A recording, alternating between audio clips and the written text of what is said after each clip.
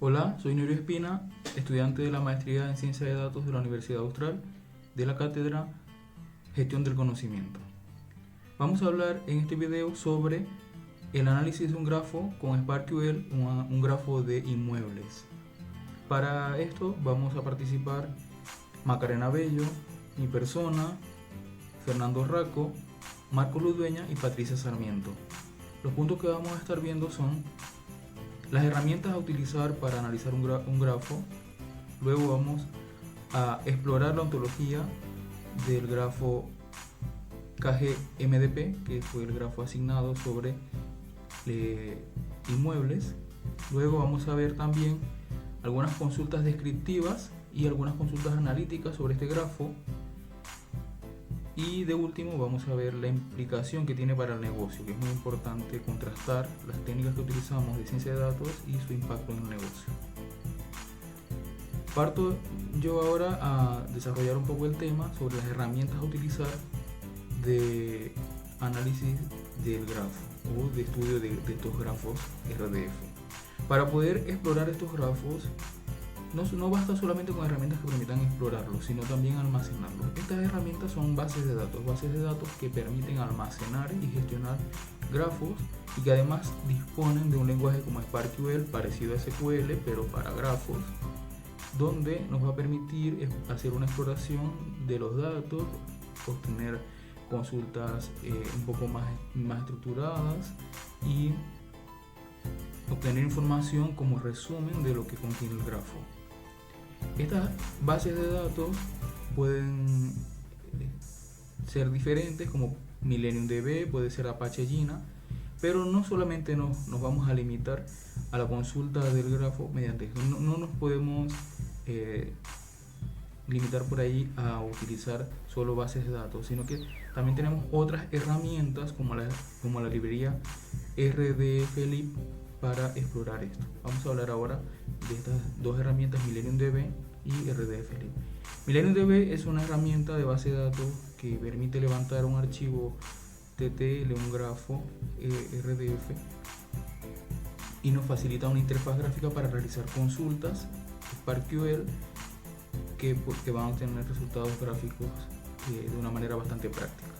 Esto se puede realizar instalando MillenniumDB, que está disponible en GitHub, y su repositorio tiene instrucciones claras para levantar un archivo de Dockerfile que tiene allí. Está todo claro descrito en el repositorio. Por último, tenemos también una herramienta que se llama RDFlib, que es una herramienta de Python. Puede incorporar un script de Colab y del cual dejamos acá unas capturas de pantalla. Como podemos observar con esta herramienta podemos realizar también consultas y no tener que instalar una base de datos. Esto nos facilita, es más práctico para compartir código y realizar trabajo en equipo, compartir resultados, y no necesitamos grandes pasos, y como estamos muy familiarizados con esta herramienta de Colab, entonces facilita un poco la consulta del grafo. Ahora los dejo con Fer, que va a hablar un poco sobre una herramienta ya para revisar la ontología del grafo. Gracias, Nerio. Para el estudio de la ontología en Ontology utilizamos el editor Protege. Este ofrece diferentes vistas para explorar la ontología, como la vista de jerarquía de clases, propiedades e individuos. Permite además verificar que la jerarquía de clases sea correcta y que las relaciones de herencia estén bien definidas. Puede utilizarse con razonadores como Hermite o Pellet para hacer inferencias de nueva información a partir de la ontología. Aquí se muestra la ventana de visualización OntoGraph, donde pueden explorarse alternativas de ordenamiento conveniente del grafo, en forma radial, tipo árbol, por orden alfabético, entre otras. A modo de ejemplo, presentamos un gráfico explicativo de la ontología, con las referencias de relaciones entre los nodos. Future representa características específicas de un inmueble, que puede incluir la antigüedad, cantidad de habitaciones, superficie, dirección donde está ubicado. Real Estate, que describe el tipo de propiedad, como pH, casa, local, entre otras. El nodo Postal Address relaciona la ubicación con otros nodos, como lo son espacio y arquitectura. Continúa ahora Patricia con el desarrollo de las consultas realizadas al grafo. Bueno, ahora les voy a comentar cómo estructuramos las consultas en SparkQL para responder a las primeras 5 preguntas del trabajo práctico de inmuebles a partir del grafo de conocimiento. Las primeras 5 consultas las hemos llamado dentro de esta presentación consultas descriptivas y están centradas en recuperar información sobre los inmuebles, incluyendo precios, ubicaciones y fechas. Estas consultas las hemos hecho utilizando varias características de SparkQL, tanto para navegar como para traer información de los grafos de conocimiento. Algunas de las herramientas y técnicas de SparkQL que utilizamos, la primera fue Prefix, que lo utilizamos para definir las abreviaturas para las URL de las ontologías y vocabularios utilizados, por ejemplo WL, RDFS, NS1. Esto mejora la legibilidad de las consultas. Después utilizamos algunas cláusulas similares a las que se utilizan en SQL, por ejemplo Select Listing, que lo utilizamos para recuperar valores únicos de las variables especificadas, eliminando duplicados en los resultados. La cláusula where, para especificar los patrones del grafo que debían coincidir para que los datos sean recuperados. Y luego utilizamos propiedades de la ontología, utilizamos propiedades específicas definidas en la ontología InMontology y las otras ontologías relacionadas para navegar a través del grafo. Por ejemplo, RDFS label para recuperar la etiqueta o nombre de los recursos, NS1 hasFuture para relacionar un inmueble con sus características. Luego utilizamos la cláusula union para combinar los resultados de 2 o más consultas. En estas consultas union lo utilizamos para incluir en los resultados los inmuebles que eran con referencia de otros, usando la propiedad OWL6+. De esta forma nos aseguramos que se recuperaban todos los inmuebles relevantes, incluso si estaban representados de múltiples maneras en el grafo.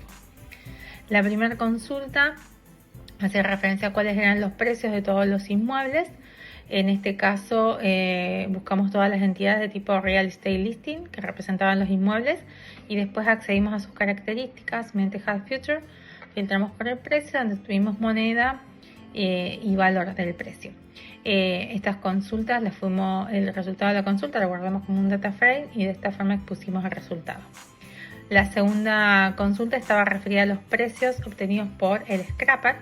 Entonces, básicamente a la consulta anterior le sumamos la propiedad hasScrapperTime, que nos permitió obtener la fecha y hora exacta en que el scrapper recupera el dato. Poder agregar esta información creemos que es importante porque nos permite ver la evolución de los precios en el tiempo y detectar variaciones en el mercado. La tercera consulta estaba referida a cuáles eran las ciudades con información de los inmuebles. Entonces, la forma de llevar adelante esta consulta encontramos 2 maneras. Una fue buscando todas las entidades de tipo NS1 City y trajimos el nombre con RDFS label, y también lo pudimos resolver desde los inmuebles accediendo a la propiedad NS1 direction y filtrando por ciudad. La cuarta consulta estaba referida a los precios de los inmuebles en general por redón. Entonces, básicamente lo que hicimos fue aplicar un filtro geográfico a partir de las consultas anteriores. Filtramos así por la ciudad, distrito, y extrajimos el precio y la moneda, como hicimos también en la primera consulta. Y la última consulta estaba referida a cuáles eran los precios del mes de febrero en general por redón. Aquí lo que hicimos es, sobre la consulta anterior, agregamos la fecha de registro con hasScrapperTime y aplicamos un filtro para filtrar solo los datos de febrero. Y de esta manera pudimos resolver la consigna.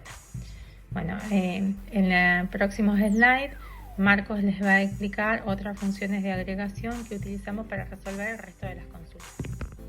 Como consultas analíticas tenemos las funciones de agregación. Las funciones de agregación son utilizadas en lenguajes tanto como SQL como SparkQL para resumir y analizar el conjunto de datos.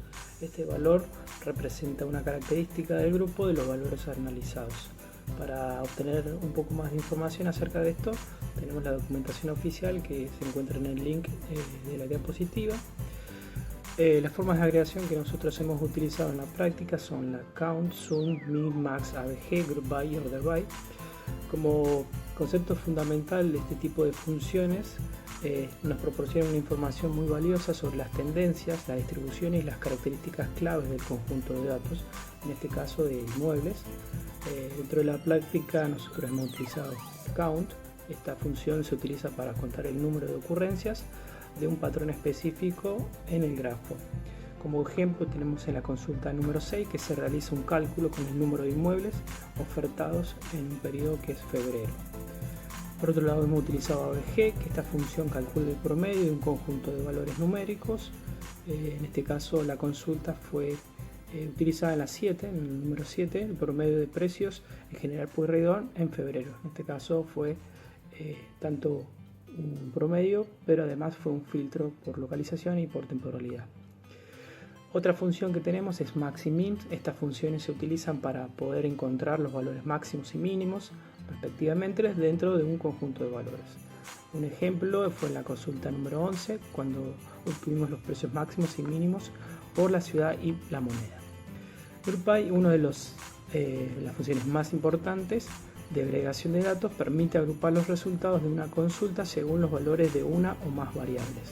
En este caso un ejemplo es en la consulta 8, pero en otras consultas también fue utilizado este. En la consulta 8 el ejemplo es de distribución de publicaciones por el tipo de moneda.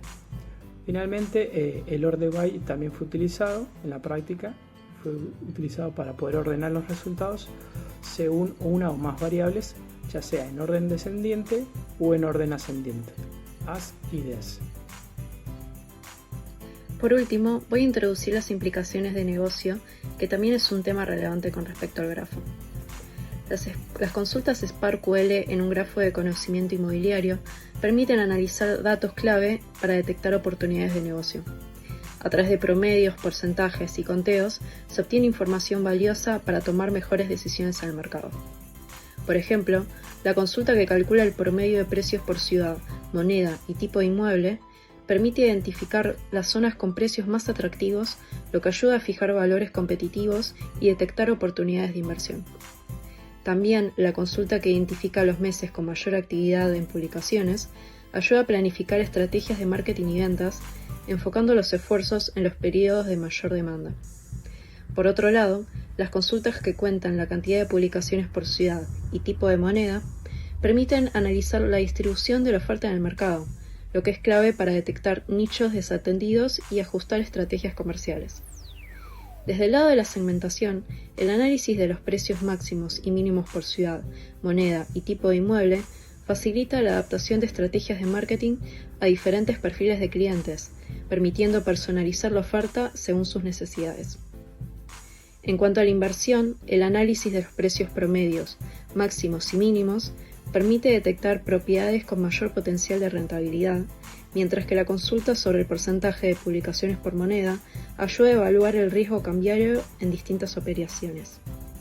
Por último, toda esta información también se puede aprovechar para desarrollar nuevos servicios y herramientas, como plataformas de inversión basadas en datos o asesoramiento personalizado para clientes.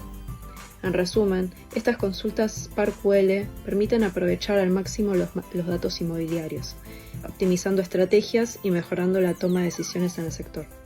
Para concluir, podemos comentar que el grafo fue construido con la ontología InMontology, que describe clases como Real Estate Listing, City, Features y otros.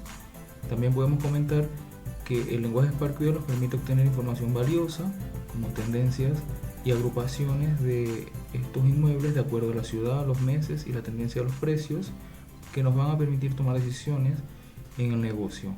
También podemos comentar que ofrece análisis detallado que permite identificar oportunidades, y la información puede ser útil para agentes inmobiliarios y empresas de este rubro.